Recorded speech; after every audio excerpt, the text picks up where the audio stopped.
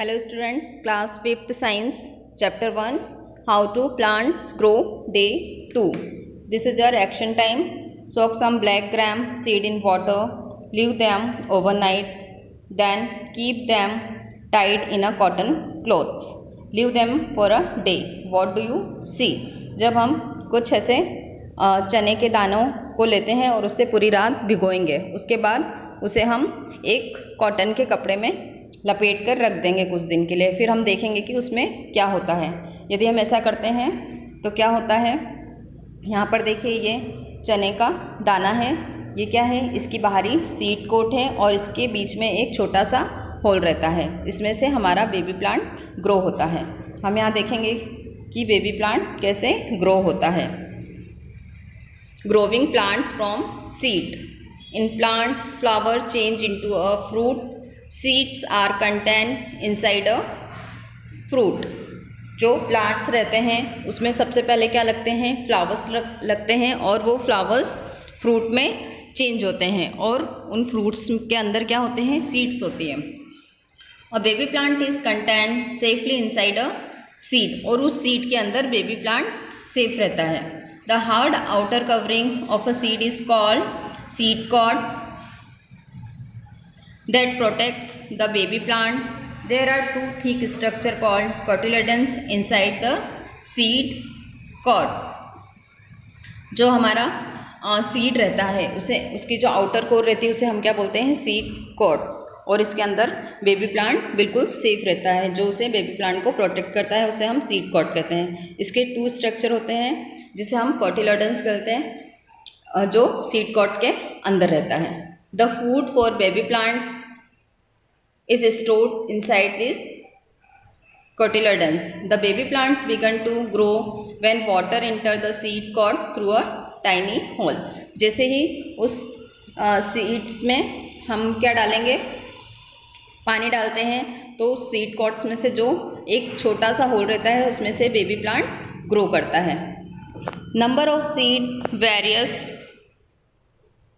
in various plants. Each seed has the potential to grow into a new plant like parental plant.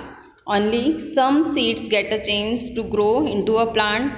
Some other seeds are destroyed by rain and storm and do not get favorable condition.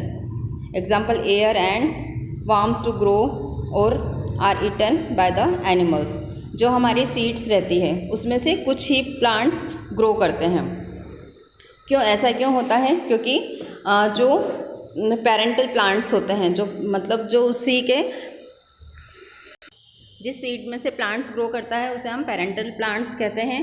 और कुछ plants destroy हो जाते हैं। क्यों हो जाते हैं? क्यों? क्योंकि उन्हें ज़्यादा बारिश और हवा के कारण वो डिस्ट्रॉय हो जाते हैं और कुछ जो रहते हैं वो कुछ एनिमल्स के द्वारा खा लिए जाते हैं, इसलिए वो डिस्ट्रॉय हो जाते हैं। Thin long thread like structure coming out of the seeds are baby plants. जो ऐसे बिल्कुल पतले धागे जैसा निकलता है उसे ही हम बेबी प्लांट कहते हैं। A seedling or a baby plants needs fertile soil, water, air, right amount of sunlight and favourable warmth to grow from a seed. जो सीड रहता है उसमें से प्लांट्स ग्रो होने के लिए किसकी ज़रूरत होती है? एक अच्छी सॉइल की, वाटर की, एयर की और सनलाइट की ज़रूरत होती है बेबी प्लांट को ग्रो करने के लिए। नेक्स्ट क्या है हमारा? जर्मिनेशन. जर्मिनेशन मीन्स उस बीज में से पौधे का अंकुरण कैसे होता है। Germination is the process of a seed growing into a new plant. यहाँ पर देखिए पिक्चर आप, यहाँ पर सबसे पहले हमने क्या करा? सीड को सॉइल में रखा और उस सीड का जो टाइनी हॉल रहता है उसमें से एक लॉन्ग थ्रेड जैसा निकलता है जिससे उस बीज का बीज से न्यू प्लांट ग्रो करता है। When a seed take in water it repeatedly began to produce a new plant. Due to this rapid action, the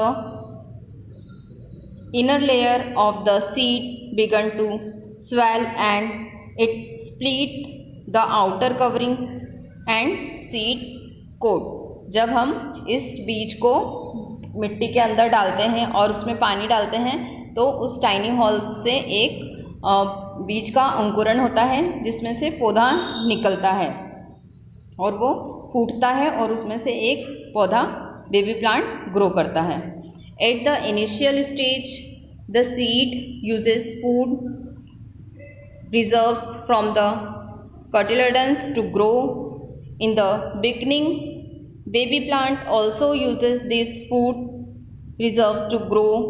When this food reserve is finished, it starts taking food from the soil.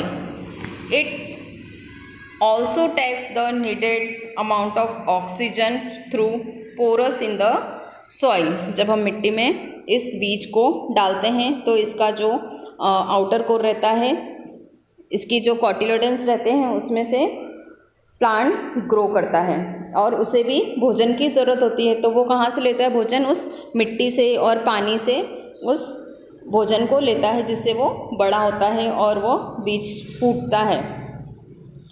और उस बीज को भी oxygen की ज़रूरत रहती है जो उस मिट्टी में से और पानी से उस ऑक्सीजन को ग्रहण करता है और उस बीज में से फिर पौधा निकलता है।